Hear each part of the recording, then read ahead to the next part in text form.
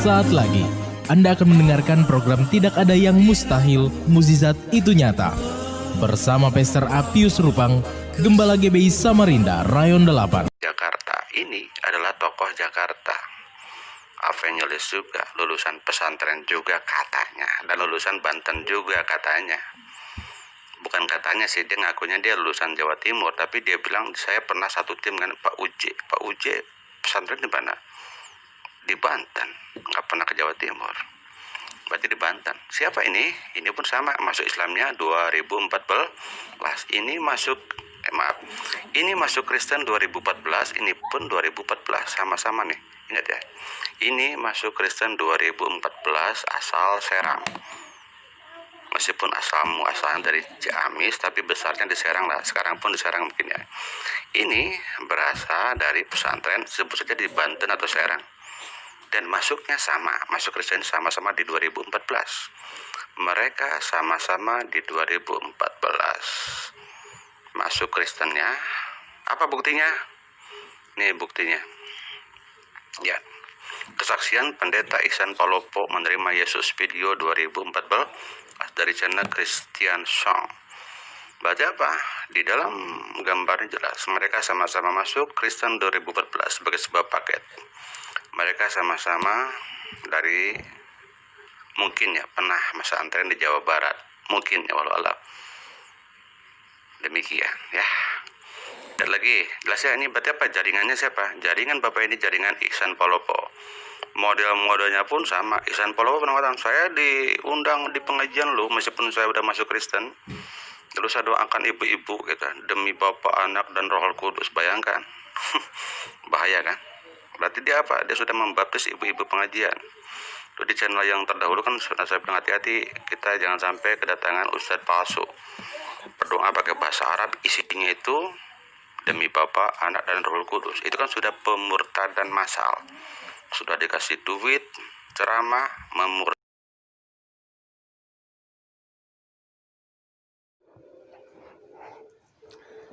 Shalom saudaraku dikasih Tuhan. Kita sudah menyaksikan cuplikan video yang menampilkan foto saya bersama Bapak Muhammad Cornelius. Dalam video tersebut, foto itu disebut saya adalah Ihsan Palopo, saudaraku. Padahal itu adalah foto saya bersama Muhammad Cornelius 4 tahun yang lalu. Saudaraku, saya mau klarifikasi bahwa itu adalah foto saya dan bukan foto Ihsan Palopo. Beberapa orang bertanya kepada saya, apakah itu adalah foto Bapak Pendeta Apius Rupang? Saya berkata, betul sekali. Itu adalah foto saya ketika sedang berada di acara Menara Doa di Sentul, SICC, saudaraku. Dan kita bisa melihat dalam video itu, saya disebut Ihsan Palopo, mantan anak pesantren. Padahal foto itu foto saya. Saya adalah Apius Rupang. Saya seorang pendeta dan bukan mantan muslim maupun mantan anak pesantren, saudaraku. Sekali lagi, saya harus koreksi video yang sudah kita saksikan tadi, dan supaya orang-orang bisa melihat fakta yang sebenarnya antara foto dan orang yang dimaksud, saudaraku. Nah, saya mengenal Muhammad Cornelius. Saya juga kenal Ihsan Palopo. Mereka adalah orang-orang yang sudah percaya bahwa Yesus adalah Tuhan. Mereka percaya Yesus adalah Tuhan bukan karena manusia yang mendorong atau mengkristenkan mereka, saudaraku. Mereka percaya karena Roh Kudus yang menjamah mata dan hati mereka. Itulah sebabnya pada hari ini, saudaraku dikasihi Tuhan, mari kita belajar kebenaran firman Tuhan. Renungan kita pada hari ini, yaitu dengan satu tema, agama tidak menyelamatkan manusia. Mari kita berdoa sebelumnya. Bapa, terima kasih buat anugerah-Mu, buat kasih setia-Mu. Berkati kami Tuhan, di rumah-rumah. Kami percaya rencana Allah tidak pernah gagal. Rencana-Mu yang terutama dalam kehidupan kami adalah supaya kami diselamatkan. Kami percaya Tuhan, di tengah-tengah krisis ekonomi, di tengah-tengah pandemi, kami percaya Tuhan, kami diluputkan, kami diselamatkan. Dan bahkan kami percaya kuasa mujizat Allah bekerja di rumah-rumah. Terima kasih Bapa. Sebentar kami akan mendengarkan firman-Mu. Di dalam nama Tuhan Yesus. Haleluya. Amin. Mari saudaraku dikasih Tuhan, kita belajar di dalam Injil Yohanes pasal yang pertama, ayat yang pertama sampai dengan ayat yang kelima. Lalu kemudian kita akan membaca ayat yang ke-10 sampai 14. Firman Tuhan berkata, pada mulanya adalah firman. Firman itu bersama-sama dengan Allah, dan firman itu adalah Allah. Ia pada mulanya bersama-sama dengan Allah. Ayat yang ketiga, saudaraku, segala sesuatu dijadikan oleh Dia, dan tanpa Dia tidak ada sesuatu pun yang telah jadi dari segala yang telah dijadikan. Di dalam Dia ada hidup, dan hidup itu adalah terang manusia. Terang itu bercahaya di dalam kegelapan, dan kegelapan itu tidak menguasainya. Ayat 10, Ia telah ada di dalam dunia, dan dunia dijadikan olehnya, tetapi dunia tidak mengenalnya. Ia datang kepada milik kepunyaannya, tetapi orang-orang kepunyaannya itu tidak menerimanya. Tetapi semua orang yang menerimanya diberinya kuasa supaya menjadi anak-anak Allah, yaitu mereka yang percaya dalam namanya. Orang-orang yang diperanakan bukan dari darah dan daging, bukan pula secara jasmani oleh keinginan seorang laki-laki, melainkan dari Allah. Firman itu telah menjadi manusia dan diam di antara kita. Kita telah melihat kemuliaannya, yaitu kemuliaan yang diberikan kepadanya sebagai anak tunggal Bapa, penuh kasih karunia dan kebenaran. Luar biasa, saudaraku dikasih Tuhan. Saudaraku dikasih Tuhan, perhatikan, ada beberapa hal yang mau saya sampaikan di tengah-tengah kita pada hari ini. Saudaraku, agama tidak menyelamatkan manusia. Agama tidak membawa manusia kepada kehidupan yang kekal, saudaraku. Mungkin kita bertanya, apa itu agama? Agama di dalam bahasa Sanskerta, tidak, agama kacau. Artinya tidak kacau. Atau adanya keteraturan dan peraturan untuk mencapai arah atau tujuan tertentu. Nah, saudaraku dikasih Tuhan, kita bisa melihat definisi agama. Agama juga adalah sistem yang mengatur kepercayaan dan peribadatan kepada Tuhan Yang Maha Kuasa, serta tata kaidah yang berhubungan dengan budaya dan pandangan dunia yang menghubungkan manusia dengan tatanan kehidupan. Bahkan menurut Kamus Besar Bahasa Indonesia, agama adalah sistem yang mengatur tata keimanan, kepercayaan, dan peribadatan kepada Tuhan Yang Maha Kuasa, serta tata kaidah yang berhubungan dengan pergaulan manusia dan manusia, serta lingkungannya. Perhatikan, saudaraku, kalau agama itu adalah usaha manusia untuk mencari Tuhan, supaya manusia menemukan kedamaian dan kepastian hidup yang sebenarnya. Tetapi pada hari ini dengar, Yesus datang ke dunia ini jauh lebih hebat dari agama. Mengapa, saudaraku?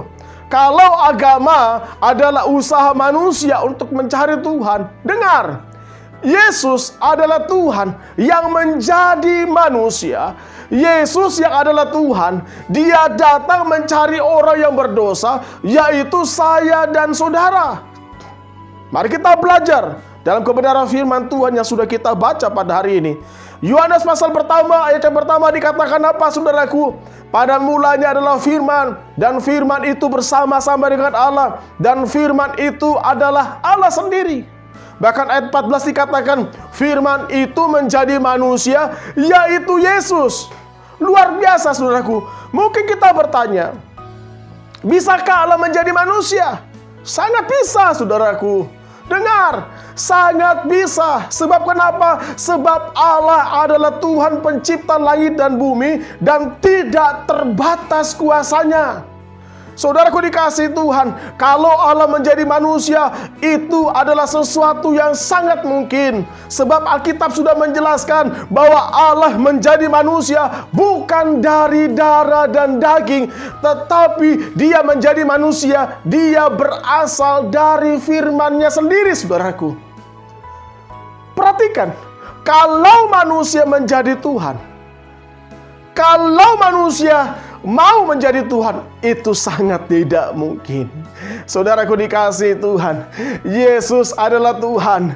Yesus adalah Allah yang menjadi manusia. Dan ini adalah sebuah mujizat yang terbesar dalam sejarah kehidupan di muka bumi ini, saudaraku.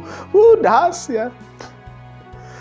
Akibat dosa, manusia hidup di dalam kebinasaan. Akibat dosa, semua manusia binasa, saudaraku. Kita bisa melihat agama adalah usaha manusia untuk memperdamaikan dirinya dengan Sang Pencipta, tetapi tidak ada yang berhasil. Kenapa? Karena dosa sangat kuat menarik manusia kepada kebinasaan, saudaraku. Dengar pada hari ini, Allah tidak mau manusia binasa. Allah melihat usaha manusia adalah sia-sia belaka, saudaraku. Ketika agama tidak bisa memberikan kepastian dalam keselamatan kehidupan yang sebenarnya, yaitu surga, saudaraku dengar, Allah menyatakan dirinya melalui pribadi Yesus, saudaraku. Dahsyat. Kenapa? Karena Allah mau melalui pribadi Yesus. Dia datang bukan menjadikan saya dan saudara manusia-manusia yang beragama, saudaraku. Yesus datang untuk menyelamatkan saya dan saudara dari dosa. Yesus datang bukan menjadikan Anda Kristen, saudaraku. Yesus datang supaya saya dan saudara memiliki kehidupan yang kekal, saudaraku. Dengar, Yesus datang untuk memperdamaikan manusia dengan Allah melalui jalan, yaitu mati di atas kayu salib, saudaraku. Ini luar biasa. Mari kita belajar pada hari ini, saudaraku dikasihi Tuhan. Apa tujuan Allah menjadi manusia? Yaitu Yesus bagi saya dan saudara, bagi kita, saudaraku. Yang pertama, dengar, supaya manusia mempunyai hidup. Seberapa banyak di rumah, yang ada di rumah-rumah, yakin bahwa di dalam Yesus, saya dan saudara kita mempunyai hidup. Bisa lambaikan tangan, dahsyat. Kita bisa melihat Yohanes di ayat 1 dan ayat 4. Dikatakan apa, saudaraku? Di dalam Dia ada hidup. Yohanes pasal pertama ayat 4. Di dalam Yesus ada hidup. Roma 6 ayat 23. Kita bisa melihat, sebab upah dosa ialah maut, tetapi karunia Allah ialah hidup yang kekal dalam Kristus Yesus Tuhan kita. Dahsyat, saudaraku. Dengar, saudaraku dikasihi Tuhan. Akibat dosa, manusia mengalami maut, kematian yang kekal. Terlebih lagi, saudaraku, di saat musim pandemi, ketika corona menjadi ancaman bagi nyawa kita. Corona adalah bagian akibat dosa yang membuat manusia binasa, yaitu mengalami kematian. Saudaraku dikasihi Tuhan, akibat dosa manusia mengalami kematian jasmani dan kematian yang kekal, saudaraku. Corona, sakit penyakit yang lain, itu hanya membuat manusia mengalami kematian jasmani, saudaraku. Tapi kita bisa melihat bagaimana dosa, virus dosa itu jauh lebih dahsyat daripada virus corona maupun sakit penyakit yang lain. Kenapa? Karena dosa, virus dosa membuat manusia mengalami kematian yang kekal, saudaraku. Sepertinya kita hidup, tetapi sebenarnya kita adalah pribadi-pribadi yang akan mengalami kebinasaan, saudaraku. Dan kita bersyukur melalui Yesus. Di dalam Yesus, saya dan saudara kita semua memperoleh hidup yang kekal. Dahsyat, saudaraku. Yang kedua, saudaraku, supaya manusia mempunyai terang. Dahsyat. Akibat dosa, manusia hidup dalam kegelapan, dan kegelapan menguasai hidup manusia. Kita bisa melihat banyak korupsi terjadi di mana-mana. Pencurian, perzinahan, pertikaian, bahkan banyak juga terjadi pembunuhan. Apalagi pembunuhan dengan berdasarkan agama. Saudaraku, ini adalah suatu kegelapan yang menguasai hidup manusia, saudaraku. Sangat mengerikan. Bahkan akibat manusia hidup dalam kegelapan, semua tindakan dosa, perbuatan dosa dianggap baik, padahal ujungnya adalah maut. Ujungnya adalah jalan kepada kebinasaan. Ujungnya adalah jalan kematian yang kekal, yaitu neraka. Saudaraku dikasihi Tuhan, akibat dosa, manusia tidak bisa melihat terang kehidupan, saudaraku. Sangat mengerikan. Tetapi pada hari ini, saudaraku dengar, Yesus datang. Allah menjadi manusia supaya manusia mempunyai terang. Saudaraku dikasihi Tuhan, ketika terang itu menerangi hidup kita, kita akan berjalan di dalam kebenaran, yaitu kebenaran Allah yang menuntun saya dan saudara kepada kehidupan yang kekal. Dan kita tidak akan suka lagi untuk hidup di dalam kegelapan, saudaraku. Haleluya. Yang ketiga, supaya manusia menerima kuasa. Berapa banyak yang ada di rumah-rumah yang percaya di dalam Yesus kita menerima kuasa, yang rindu mempunyai kuasa bisa lambaikan tangan. Dahsyat. Mari kita bisa melihat Injil Yohanes pasal yang pertama ayat yang ke-12. Tetapi semua orang yang menerimanya diberinya kuasa supaya menjadi anak-anak Allah, yaitu mereka yang percaya dalam namanya. Dahsyat. Saudaraku dengar, Yesus datang supaya saya dan saudara diberi kuasa menjadi anak-anak Allah. Ini luar biasa. Kenapa? Karena tidak ada agama yang mengajarkan bagaimana caranya supaya manusia bisa menjadi anak-anak Allah. Saya tidak pernah menemukan, saudaraku, tidak ada agama yang mengajarkan bagaimana caranya manusia bisa menjadi anak-anak Allah. Tetapi sebaliknya Yesus datang supaya kita diberikan kuasa, saya dan saudara diberikan kuasa untuk menjadi anak-anak Allah. Mungkin Anda bertanya, kok Allah punya anak? Saudaraku dikasih Tuhan, anak bukan bicara darah dan daging, saudaraku. Anak ini berbicara tentang kedudukan, saudaraku. Kalau Anda anak Jakarta, itu artinya kedudukan Anda sebagai orang Jakarta asli. Kalau Anda orang Bandung, anak Bandung, itu artinya kedudukan Anda sebagai anak Bandung, orang Bandung yang asli.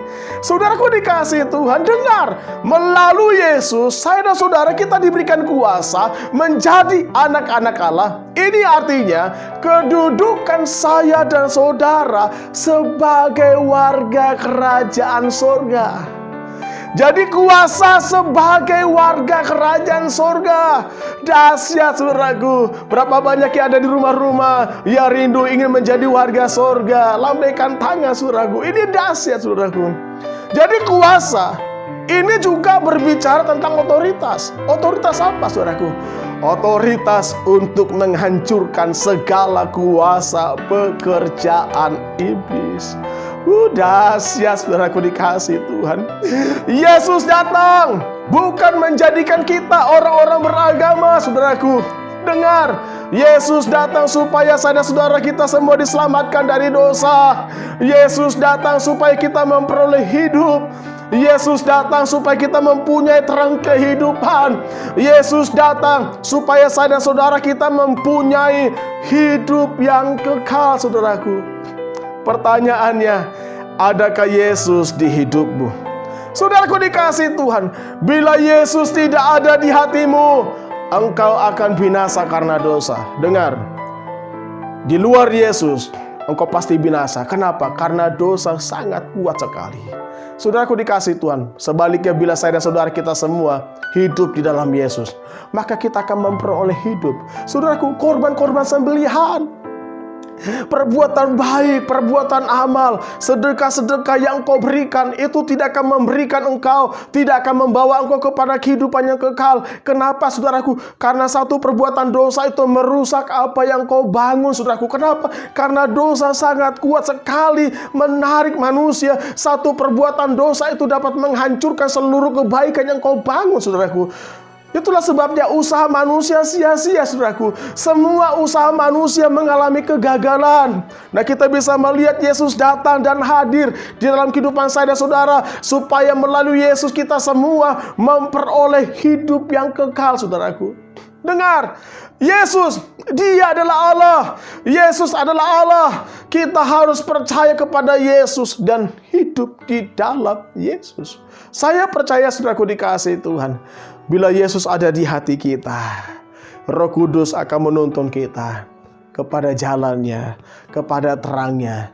Dia akan menuntun kita kepada kebenaran firman, yaitu kepada kebenaran Allah. Saya percaya, saudaraku, tidak ada satu pribadi, tidak ada satu pun yang sanggup menyelamatkan saya dan saudara. Dengar, di dalam Yesus kita memperoleh hidup. Di luar Yesus kita pasti binasa. Itulah sebabnya pada hari ini, saudaraku, kabar gembira. Dengar, Yesus datang bukan membawa agama. Yesus datang supaya saya dan saudara kita semua diselamatkan dari dosa. Kalau kita bisa melihat, saudaraku dikasihi Tuhan, agama usaha manusia untuk mencari Tuhan, Tetapi Yesus, dia adalah Tuhan. Dia datang mencari saya dan saudara. Siapakah saya dan saudara? Kita orang berdosa. Dia datang supaya kita diselamatkan. Dia datang supaya kita memperoleh hidup yang kekal. Terlebih lagi saudaraku, di tengah-tengah pandemi kita bisa melihat banyak sekali orang-orang mengalami ketakutan. Takut apa? Takut mati. Kenapa banyak orang takut mati? Karena mereka sadar mereka adalah pribadi-pribadi yang banyak dosanya.